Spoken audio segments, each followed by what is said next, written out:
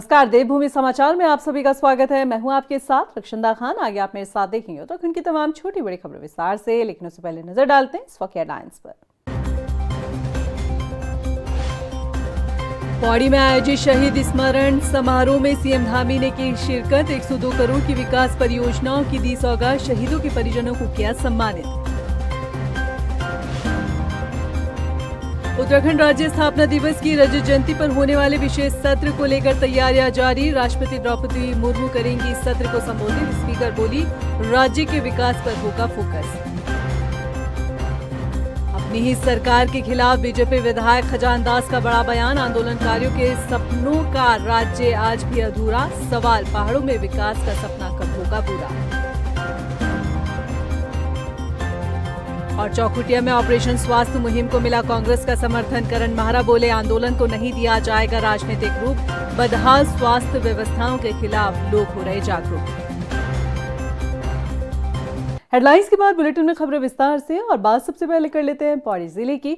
पौड़ी में आयोजित शहीद स्मरण समारोह में सीएम पुष्कर सिंह धामी ने शिरकत की। इस कार्यक्रम में मुख्यमंत्री पुष्कर सिंह धामी ने 102 करोड़ रुपए से अधिक की अलग अलग परियोजनाओं का लोकार्पण और शिलान्यास किया। साथ ही कार्यक्रम में शामिल हुए शहीद बलिदानियों, स्वतंत्रता संग्राम सेनानियों के परिजनों को सम्मानित किया गया। इस दौरान पौड़ी क्षेत्र के विकास के लिए कई घोषणाएं की गई। मुख्यमंत्री धामी ने कहा कि अमर बलिदानों के प्रति सम्मान के संकल्प को प्रदेश सरकार केवल शब्दों में नहीं बल्कि नीतियों और निर्णयों में भी मूर्त रूप दे रही है।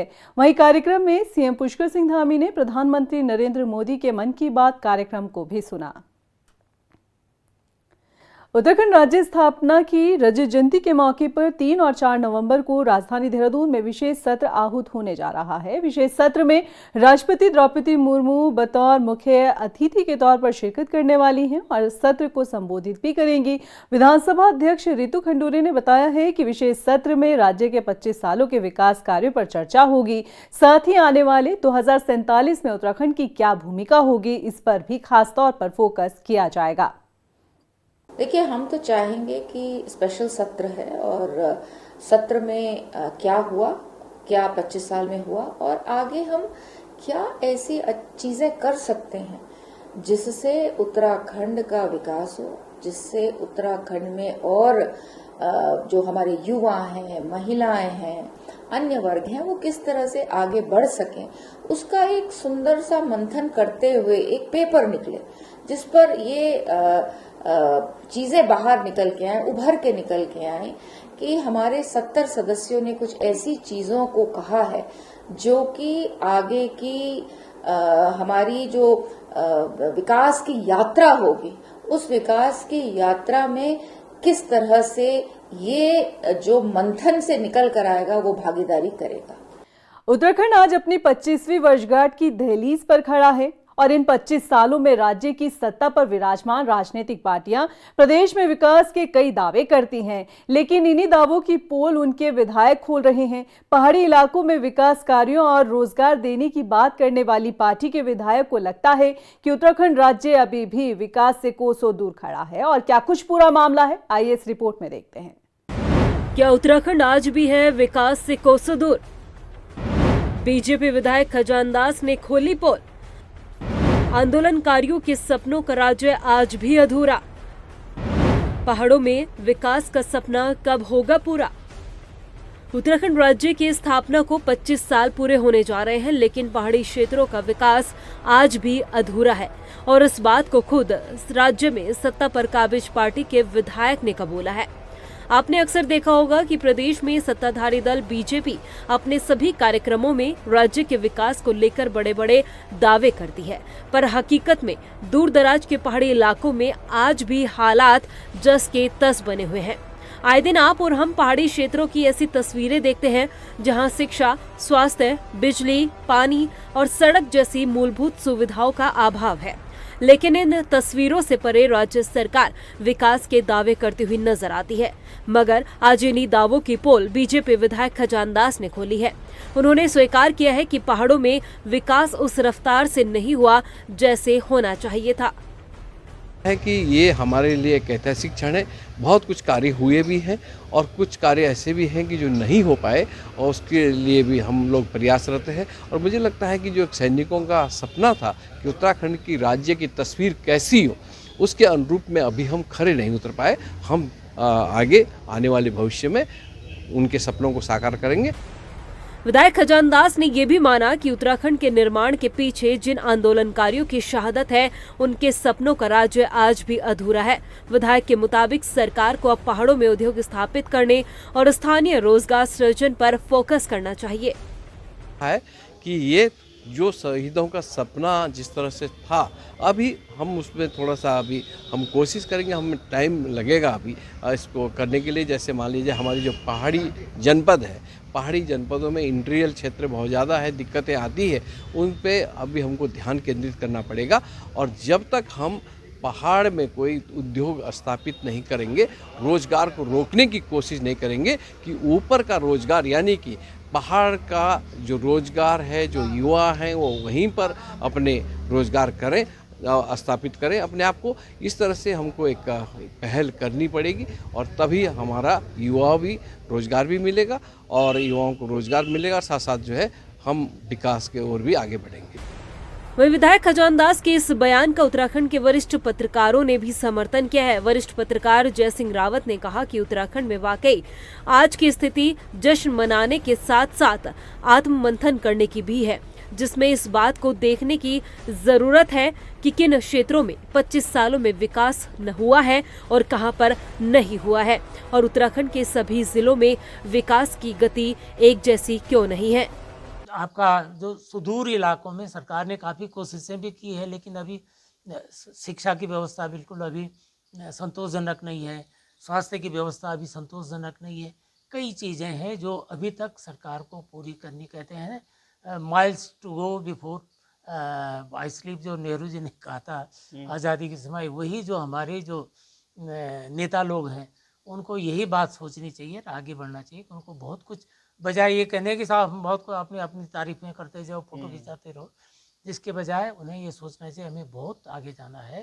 कांग्रेस पार्टी तो लगातार कह रही है कि प्रदेश में विकास नाम की चिड़िया दूर दूर तक नजर नहीं आ रही है, घर घर में बेरोजगारों की फौज खड़ी हुई है, बेटियां आज सुरक्षित नहीं है और उद्योग पहाड़ नहीं चढ़ रहे हैं, विकास का पहिया रुक गया है। और इसी सच्चाई को भाजपा के विधायक खजान दास जी ने भी स्वीकार किया है कि पहाड़ में विकास नहीं हो रहा है, उद्योग पहाड़ नहीं चढ़ रहे हैं, उस बारे में सरकार को सोचना पड़ेगा। अब सरकार कब सोचेगी? 8.5 साल से प्रचंड बहुमत की भाजपा की सरकार इस राज्य में है, शायद खजान दास जी को ये याद नहीं है।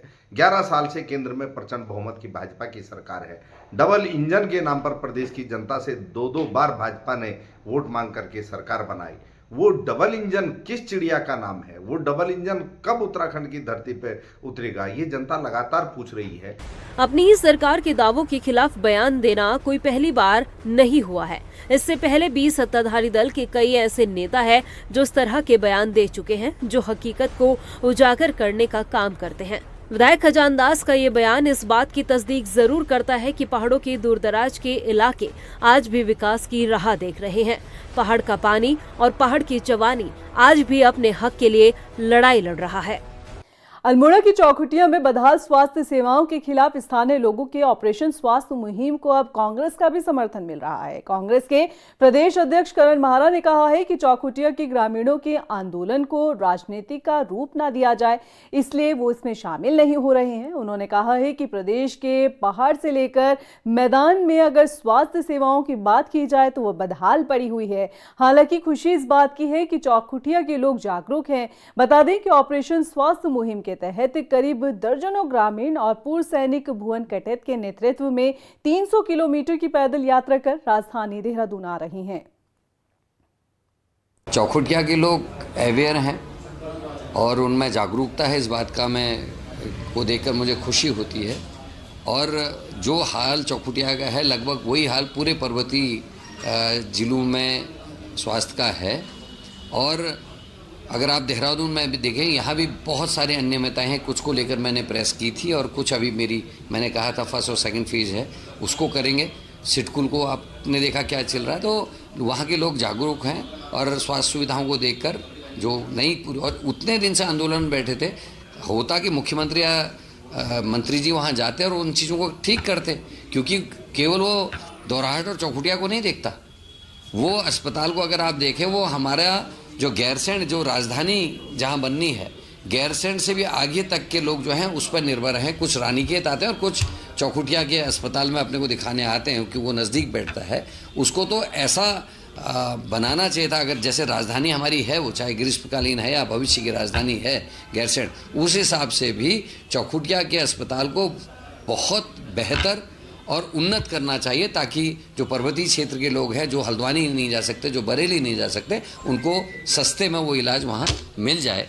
कांग्रेस नेता हरक सिंह रावत की अनदेखी को लेकर बीजेपी के लगाए आरोपों पर कांग्रेस प्रदेश अध्यक्ष करण महारा ने जवाब दिया है। करण महारा ने कहा है कि बीजेपी हरक सिंह रावत को लेकर बेवजह के तर्क दे रही है, जबकि कांग्रेस ने हरक सिंह रावत, यशपाल आर्य, प्रीतम सिंह और गणेश गोदियाल के नेतृत्व में ही बीजेपी को पंचायत चुनाव में मुंह की खिलाई है। बता दें कि ये बहस पूर्व सीएम हरीश रावत के एक बयान से उठी है, जिसमें उन्होंने कहा था कि 2027 की बागडोर वो चतुर्भुज यानी कि 4 कंधों पर दे रहे हैं। करण महारा, प्रीतम सिंह, यशपाल आर्य और गणेश गोदियाल का इसमें उन्होंने नाम लिया था। इसमें हरक सिंह रावत का नाम नहीं था, जिस पर बीजेपी ने चुटकी ली थी। देखिए, ये अटपटी बात है। हरीश रावत जी ने इसलिए ये बातें कही क्योंकि करण मेहरा प्रदेश अध्यक्ष है, यशपाल आर्य जी सीएलपी हैं, गणेश गोदियाल जी सीडब्ल्यूसी के मेंबर हैं और आदरणीय प्रीतम सिंह जी सीईसी के मेंबर हैं, इसलिए उन्होंने 4 लोगों का नाम लिया। लेकिन बीजेपी को याद रखना चाहिए, जब हमने इनको मुंह की खिलाई थी ना पंचायत चुनाव में, उस समय हरक सिंह रावत, करण मेहरा, यशपाल आर्य, प्रीतम सिंह, गणेश गोदियाल, हरक सिंह, इन 6 लोगों को बैठाकर ही टिकट वितरण किया गया और इसीलिए 348 सीटों में अधिकृत प्रत्याशी घोषित करने के बाद बीजेपी 115 ही जीत पाई। तो इसलिए बीजेपी को समझ के रहना चाहिए, ज़्यादा टिप्पणियां कम करनी चाहिए। रविवार को नैनीताल जिले के पुलिस लाइन में 2 दिवसीय संवाद वेलनेस सम्मेलन 2025 का शुभारंभ कुमाऊं कमिश्नर दीपक रावत ने और पुलिस महानिरीक्षक ने किया। आपको बता दें कि इस मौके पर कुमाऊं कमिश्नर ने कहा कि ये पहल पुलिस बल में सकारात्मक संवाद और मानसिक स्वास्थ्य के प्रति जागरूक को बढ़ावा देगी। इससे पुलिस कर्मियों को और उनके परिजनों को स्वास्थ्य, शिक्षा, करियर, मानसिक परामर्श और सामाजिक कल्याण से जुड़ी सेवाएं एक मंच पर ही मिल सकेगी। एक बहुत ही अच्छी पहल है, माननीय मुख्यमंत्री जी ने इसको लॉन्च किया था और उसके बाद ये अलग अलग एस्पेक्ट्स जो हैं उसको लेके आगे बढ़ रहा है। और मुख्यतः बिंदु ये था कि हमारी लाइफ में, विशेषकर गवर्नमेंट में और उसमें भी पुलिस में, स्ट्रेस, एंजाइटी थोड़ा ज़्यादा है और इसको हम संवाद से एड्रेस कर सकते हैं। इसमें बहुत से एक्सपर्ट्स भी हैं, मनोचिकित्सक भी हैं, वो लोग भी डायरेक्टली इंटरैक्ट कर रहे हैं हमारी पुलिस फोर्स से। और इसमें ये भी इनपुट बाद में मिला कि बहुत सा जो स्ट्रेस है वो बच्चों से लेके, फैमिली से लेके, उनकी प्रॉब्लम से लेके भी है। तो इसलिए अगर हम स्ट्रेस से डील कर रहे हैं तो उसको एड्रेस करना भी बहुत आवश्यक है। उसी कड़ी में आज ये करियर काउंसलिंग हो रही है। तो भले ही ये पुलिस डिपार्टमेंट से इसकी शुरुआत हुई है, लेकिन मैं समझता हूँ इसको रेप्लिकेट भी हम ज़रूर अन्य डिपार्टमेंट्स में इसको करेंगे, क्योंकि स्ट्रेस से हम सभी लोग जूझ रहे हैं कहीं ना कहीं। केवल ये नहीं आप कह सकते, गवर्नमेंट सेक्टर में, सभी के लाइफ्स में। और वेलनेस को एक मेन थीम हमारे लाइफ में होना चाहिए। हरिद्वार स्थित मां मनसा देवी मंदिर मार्ग पर श्रद्धालुओं की सुरक्षा को ध्यान में रखते हुए पैदल मार्ग पर पुनर्निर्माण का कार्य किया जा रहा है। बता दें कि केंद्र से इस मार्ग निर्माण को मंजूरी मिली थी, जिसकी लागत बताई जा रही है कि 1.5 करोड़ रुपए है। दरअसल ये इलाका राजाजी नेशनल पार्क के अंतर्गत आता है। ऐसे में मार्ग के पुनर्निर्माण के लिए प्रस्ताव को नेशनल वाइल्ड लाइफ बोर्ड को भेजा गया था। मंजूरी मिलने के बाद सिंचाई विभाग ने निर्माण कार्य शुरू किया है। उधर जिलाधिकारी मयूर दीक्षित ने संबंधित विभाग को साफ अल्फाजों में कहा है कि निर्माण कार्यों की गुणवत्ता से कोई समझौता नहीं किया जाएगा। देखिए, मनसा देवी का जो पैदल मार्ग है जिससे सभी श्रद्धालु मंदिर जाते हैं, वहां पर जगह जगह लैंडस्लाइड हो रखी थी, जिसके क्रम में यहाँ से एक प्रस्ताव भेजा गया था। और चूंकि वो सारा क्षेत्र राजाजी नेशनल पार्क में पड़ता है, उसके क्रम में भारत सरकार में नेशनल वाइल्ड लाइफ बोर्ड के द्वारा इस प्रोजेक्ट को अप्रूवल दे दिया गया है और फिर उसकी अनुमति निदेशक राजाजी के द्वारा भी सिंचाई विभाग जो कार्य संस्था है उसको दे दी गई है, जिसमें अभी 1.5 करोड़ के आसपास का ये प्रोजेक्ट है। जगह जगह जो लैंडस्लाइड हो रखी थी उसमें कार्य हमारा शुरू हो गया है और कुछ दिनों में कार्य कंप्लीट हो जाएगा, जिससे निश्चित तौर पे जो हमारे श्रद्धालु हैं उनकी जो यात्रा है वो और सुगम और सुरक्षित हो जाएगी। रुड़की में अंतर्राष्ट्रीय रविदास धाम जन कल्याण ट्रस्ट के अध्यक्ष योगेश प्रमुख पर शुक्रवार शाम को हुए हमले के बाद रविवार को दलित समाज से जुड़े संगठनों ने सिविल लाइन कोतवाली का घेराव किया। बड़ी संख्या में थाने पहुंचे लोगों ने आरोपियों की गिरफ्तारी के साथ ही योगेश प्रमुख को सुरक्षा देने की मांग की। वहीं मौके पर पहुंचे एसपी देहात शेखर चंद सुयाल ने प्रदर्शनकारियों से बातचीत कर उन्हें शांत करवाया। उन्होंने बताया कि मामले में 2 आरोपियों की गिरफ्तारी हो चुकी है। अन्य फरार आरोपियों को भी तलाश किया जा रहा है। जल्द ही उन्हें भी पकड़ लिया जाएगा और दोषियों के खिलाफ सख्त कार्रवाई की जाएगी। जो हमारे बड़े भाई योगेश प्रमुख जी है, जो समाज के लिए दिन रात कार्य करते रहते हैं, समाज के हर दुख दर्द में साथ खड़े हैं, उनके साथ में जो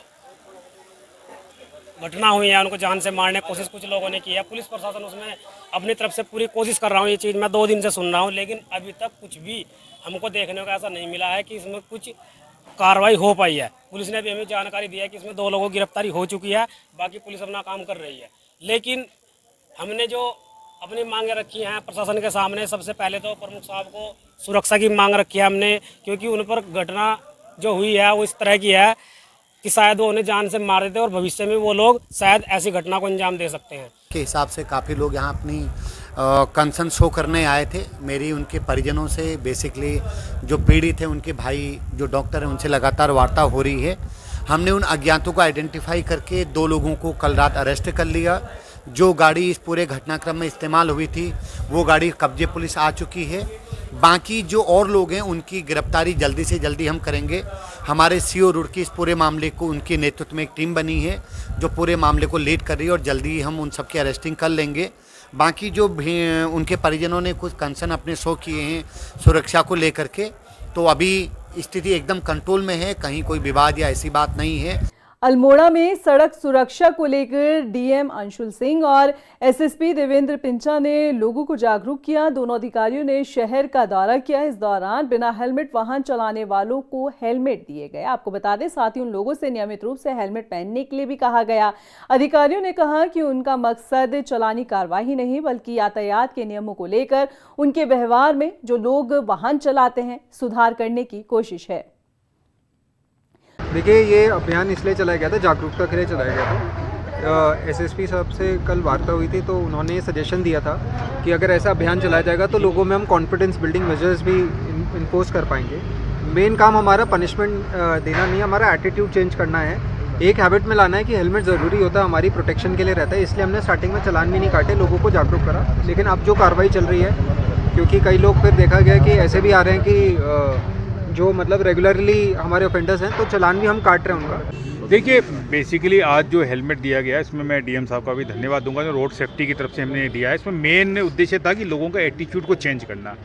हम चालान काट रहे हैं, काफ़ी समय से ये चालान की कार्रवाई चल रही है, लेकिन फिर भी अभी भी लोगों में एटीट्यूड में थोड़ा चेंज दिया। हमने सोचा कि चलो हम लोग अपनी तरफ से एक इनिशिएटिव लेते हैं, जिनके पास हेलमेट नहीं है, जो नहीं पहन रहे, उनको दें, ताकि वो एक तरह से कह सकते हैं मन में ये फीलिंग आए कि भाई वो हेलमेट लेके निकले। एक अवेयरनेस भी लोगों में आए कि हेलमेट के बिना निकलना या बाइक चलाना रिस्की होता है, जान में खतरा हो सकता है। रुड़की के नारसन ब्लॉक के नगला गांव में ग्रामीणों ने ग्राम प्रधान पर करोड़ों रुपए के गबन करने का आरोप लगाया है। ग्रामीणों ने बताया कि इसका खुलासा आरटीआई से मांगी गई जानकारी से हुआ। उन्होंने बताया कि ग्राम प्रधान सीमा देवी ने पूरे गांव में मौसमी सड़कों, शमशान घाट के निर्माण और अमृत वाटिका बनाए जाने के नाम पर 2 से 2.5 करोड़ रुपए का सरकारी खजाना निकाला, लेकिन धरातल पर कोई काम नहीं हुआ। बता दें कि ग्रामीणों ने इसकी शिकायत एडीओ से की है। एडीओ ने भी जांच की बात कही है।